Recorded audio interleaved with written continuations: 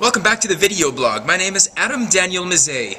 AdamDanielMezei.com or PMDforhire.com. Put your logo there. So I'm going to talk a little bit more about the Cordoba Mosque, the Cordoba Initiative.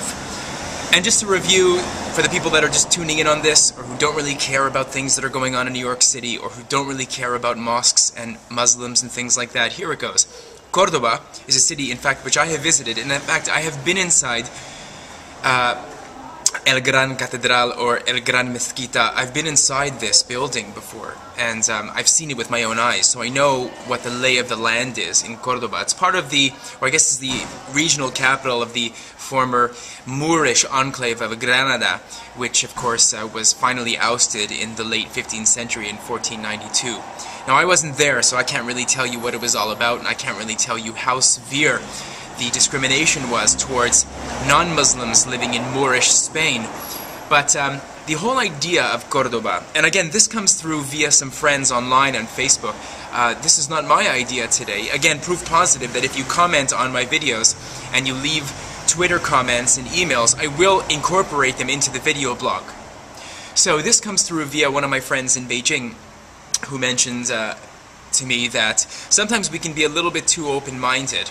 Cordoba was known across the region for its extremely permissive society. It was the flourishing of maths, sciences, the arts, music in Moorish Spain, what was then known as the Golden Age. Torazav, it was called, the Golden Age. It lasted for 400 years, and this was the flowering of all segments of Moorish society, be it Christian, Jewish, or Muslim. Now, anyone who was not a Muslim couldn't do plenty of things. For example, you couldn't ride a donkey that was higher than a Muslim. If you Muslim crossed your path, you had to actually bow down and remain on a lower plane, similar to what was going on in wartime Japan with the Emperor Hirohito, and you couldn't be higher than the emperor at any time. In fact, if the emperor used to ride through the streets of Tokyo, all of the windows that were like on floors 3 and above had to be firmly shut. You could not be higher than a Muslim in Moorish Spain. And there were other things. Of course, the famous dimitude, which I think is a Turkish word, dimi, but it means underling or substatus. And the person who is a dhimmi can't do things that a Muslim can. Many restrictions. I wasn't there, again, and I can only rely upon the history books or the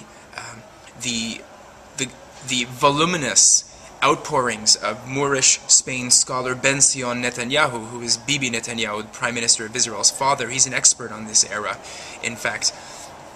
And it wasn't exactly as great as people like Sheikh Faisal Abdul Rauf are telling you. Rauf is selling you a bag of goods. So is Vartan Gregorian, who's on the Carnegie Initiative or Carnegie Institute. They're not really giving you the full story about what Cordoba was all about. But the point of the matter is the whole sort of Age of Aquarius thing that was going on in Moorish Spain was coming from on high. That meant that the powers that be, the Moors, the Muslim Moors that came from North Africa, were the ones dictating the agenda. They were the ones that were granting sort of liberal rights, right to residency, free practice of your religion, free speech, able to create and innovate. Of course, all had to be communicated in the Arabic script. You were not able to have your own sort of language. I mean, you could do it privately, but it was not for public consumption.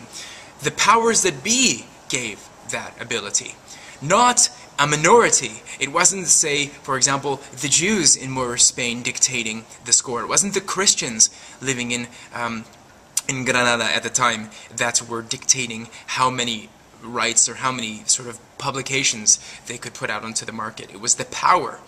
And in this case, the United States is not the power in charge of the Cordoba Initiative, and they are not building the mosque. It is not like in the Pentagon where the United States owns the mosque. This is not the same situation. So they're kind of manipulating you into thinking that they're the ones that are responsible for this new permissive society. Rauf and Gregorian and their Saudi backers and their other Wahhabi backers are the ones that are telling you it's okay. So all of you Americans on the left side of the spectrum that are virulently opposing the so-called right-wing agenda that is opposing the construction of the mosque 2 blocks from ground zero, I will tell you right now that your open mind is leading to your brains falling out of your brain cavity. Don't have such an open mind that it causes your brains to fall out. And thank you again to David Wolf in Beijing for having the presence of mind to let me know that. And thanks to Vinny for also setting the record straight about the so-called Pentagon Mosque. Yeah. Think about it. Put your logo here. PMD for hire, baby.